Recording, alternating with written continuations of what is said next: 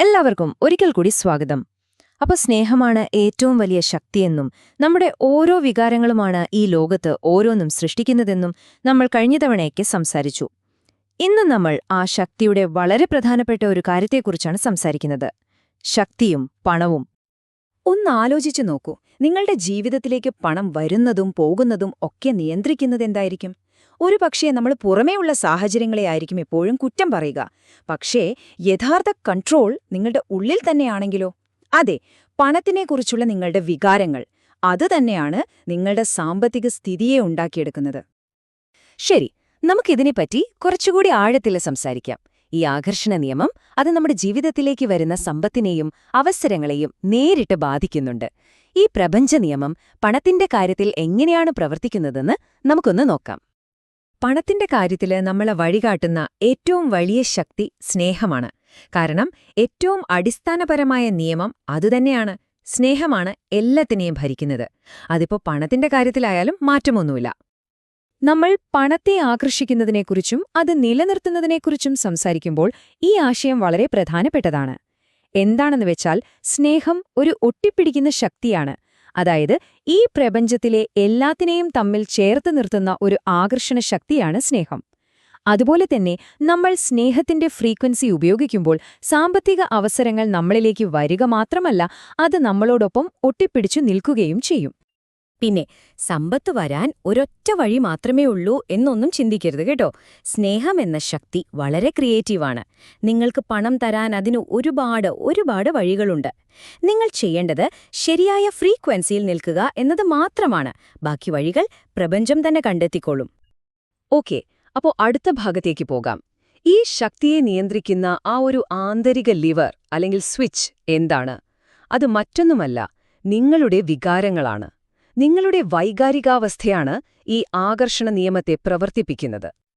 നമ്മളെപ്പോഴും ഓർക്കേണ്ട ഒരു കാര്യമാണിത്. വികാരമാണ് എല്ലാത്തിനെയും സൃഷ്ടിക്കുന്നത്.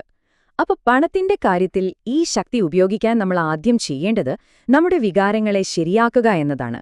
കാരണം നിങ്ങളുടെ വികാരങ്ങളാണ് ഈ ആകർഷണ നിയമം പ്രവർത്തിക്കാനുള്ള ഇന്ധനം. ഈ സ്ലൈഡിലേക്കൊന്ന് നോക്കിയേ. സംഭവം വളരെ വ്യക്തമാണ്. ഒരുപാട് പേർക്ക് പണത്തെക്കുറിച്ച് എപ്പോഴും ഭയവും സ്ട്രെസ്സും ഇല്ലായ്മയെക്കുറിച്ചുള്ള ചിന്തകളുമൊക്കെയാണ്. ഇത് വളരെ താഴ്ന്ന ഒരു ഫ്രീക്വൻസിയാണ്. ഇത് പണത്തെ നമ്മളിൽ നിന്ന് അകറ്റുകയുള്ളൂ. എന്നാൽ മറുഭാഗത്ത് നോക്കൂ, സ്നേഹം, സന്തോഷം, നന്ദി, ഇതൊക്കെ ഉയർന്ന ഫ്രീക്വൻസിയാണ്. ഇത് സമ്പത്തിനെ ഒരു കാന്തം പോലെ നിങ്ങളിലേക്ക് ആകർഷിക്കും. അപ്പോ നമ്മൾ ശരിക്കും ചെയ്യേണ്ട ഒരേയൊരു കാര്യം ഇതാണ്. പണത്തെക്കുറിച്ച് നിങ്ങൾക്ക് ഇപ്പോൾ എങ്ങനെയാണോ തോന്നുന്നത്, ആ വികാരത്തെ മാറ്റുക. ആ അകറ്റുന്ന ഫ്രീക്വൻസിയിൽ നിന്ന് ആകർഷിക്കുന്ന ഫ്രീക്വൻസിയിലേക്ക് നമ്മൾ മനഃപൂർവ്വം മാറണം. അതാണ് നമ്മുടെ ജോലി. അപ്പൊ ചോദ്യം ഇതാണ്, ഈ മാറ്റം എങ്ങനെ കൊണ്ടുവരും?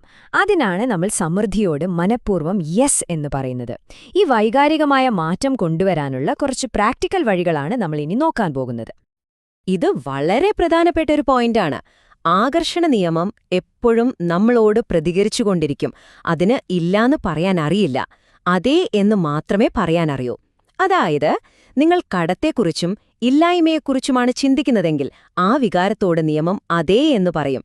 എന്നാൽ നിങ്ങൾ സമൃദ്ധിയെക്കുറിച്ചുള്ള നല്ല വികാരങ്ങളാണ് നൽകുന്നതെങ്കിലോ നിയമം അതിനോടും അതേ എന്ന് പറഞ്ഞ് നിങ്ങൾക്ക് കൂടുതൽ സമൃദ്ധി നൽകും.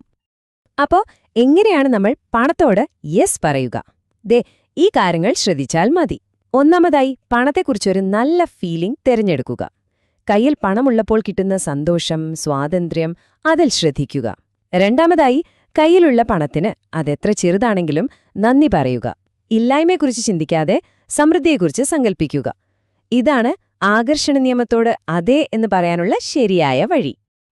ഇപ്പോ നമ്മൾ തിയറിയൊക്കെ പറഞ്ഞു.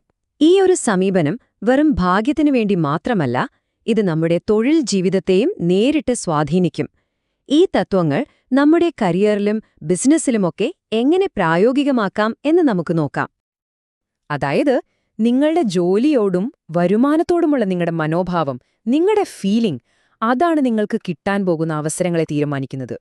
പുതിയ തൊഴിലവസരങ്ങളായിട്ടോ ബിസിനസ്സിലെ വളർച്ചയായിട്ടോ അല്ലെങ്കിൽ നമ്മൾ ഒട്ടും പ്രതീക്ഷിക്കാത്ത വഴികളിലൂടെ വരുന്ന പണമായിട്ടോ ഒക്കെ അത് നമ്മുടെ ജീവിതത്തിൽ പ്രതിഫലിക്കാൻ തുടങ്ങും. ശക്തിയുടെ താക്കോലുകളെക്കുറിച്ച് സംസാരിച്ചപ്പോൾ നമ്മൾ പറഞ്ഞൊരു കാര്യമാണ് കളിയുടെ താക്കോൽ. ഓർമ്മയുണ്ടോ? സമ്പത്തുണ്ടാക്കുന്ന കാര്യത്തിലും ഈ സന്തോഷകരമായ സമീപനം ഉപയോഗിക്കാനാണ് ഈ തത്വങ്ങൾ നമ്മളോട് പറയുന്നത്. ഇവിടെ പറയുന്നത് പോലെ തന്നെ കളിക്കാനുള്ള ഓരോ അവസരവും ഉപയോഗിക്കുക. അതായത്, നിങ്ങളുടെ സാമ്പത്തിക കാര്യങ്ങൾ ഒരു ഭാരമായി കാണാതെ അതിൽ സന്തോഷവും ഒരു കളിയുടെ ലാഘവത്വവും കൊണ്ടുവരാൻ ശ്രമിക്കുക. അങ്ങനെ ചെയ്യുമ്പോൾ നിങ്ങളുടെ ഫ്രീക്വൻസി സ്വാഭാവികമായി ഉയരുകയും സ്നേഹത്തിന്റെ ശക്തിയിലൂടെ വരുന്ന സമൃദ്ധിയുമായി നിങ്ങൾ ഒന്നായി തീരുകയും ചെയ്യും. അപ്പോൾ ചുരുക്കി പറഞ്ഞാൽ, നിങ്ങൾ പണത്തെക്കുറിച്ചുള്ള നിങ്ങളുടെ ഉള്ളിലെ ഫീലിംഗ് മാറ്റിയാൽ മതി. സ്നേഹത്തിന്റെ ആ ഒരു ഒട്ടിപ്പിടിക്കുന്ന ശക്തി അതോടെ ആക്ടിവേറ്റ് ആവും. പിന്നെ നിങ്ങളുടെ പുറമേയുള്ള ജീവിതം, നിങ്ങളുടെ സാമ്പത്തികാവസ്ഥയടക്കം ഓട്ടോമാറ്റിക്കായി നിങ്ങളെ പിന്തുടർന്ന് വന്നോളും. അപ്പോ ഈ ഒരു ചോദ്യത്തോടെ നമുക്ക് നിർത്താം. നമ്മുടെ വികാരങ്ങളാണ് എല്ലാത്തിനെയും സൃഷ്ടിക്കുന്ന എഞ്ചിനെങ്കിൽ നിങ്ങൾ ഇപ്പോൾ ഈ നിമിഷം ഏത് തരം സാമ്പത്തിക ഭാവിയാണ് ഉണ്ടാക്കിക്കൊണ്ടിരിക്കുന്നത്? ആകർഷിക്കുന്ന ഒന്നാണോ അതോ അകറ്റുന്ന ഒന്നാണോ? ഉത്തരം നിങ്ങളുടെ ഉള്ളിൽ തന്നെയുണ്ട്.